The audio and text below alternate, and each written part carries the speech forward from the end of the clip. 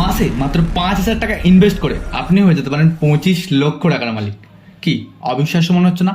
হ্যাঁ, একদম সম্ভব এবং রিস্ক ফ্রিভাবে সম্ভব। চলুন হিসেবটা বুঝিয়ে দিই। It's a compounding magic.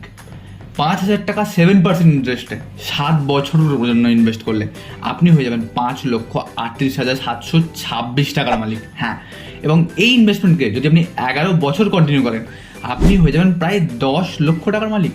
হ্যাঁ, ছোট টাকা থেকেও বড় করপাস করা একেবারেই সম্ভব। চলুন এবার দেখে নিই, যদি এই ইনভেস্টমেন্টকে যদি আপনি 20 বছরের জন্য কন্টিনিউ করেন আপনি হয়ে যেতে পারেন 25 লক্ষ টাকার মালিক। হ্যাঁ, ছোট ইনভেস্টমেন্ট থেকেও বড় টাকা করা সম্ভব। যদি আপনি এই টাকা রেকারিং ডিপোজিটের জায়গায় মিউচুয়াল ফান্ডে ইনভেস্ট করেন সেক্ষেত্রে অ্যাভারেজ রিটার্ন বেশি, প্রায় 12%। সেক্ষেত্রে আপনার রিস্ক চলে আসছে। যদি আপনি একদম রিস্ক ফ্রিভাবে সিওর শর্টভাবে ইনভেস্ট করতে চান তাহলে ব্যাংক রেকারিং ডিপোজিটে ইনভেস্ট করতে পারেন। তাতে আপনার 5,000 টাকা প্রতি মাসে ইনভেস্টমেন্ট 20 বছরে হয়ে যাবে 25 লক্ষ টাকা। তাই ভবিষ্যতে ফিনান্সিয়ালি ফ্রিডম আনার জন্য এখন থেকে ইনভেস্ট করা শুরু করুন।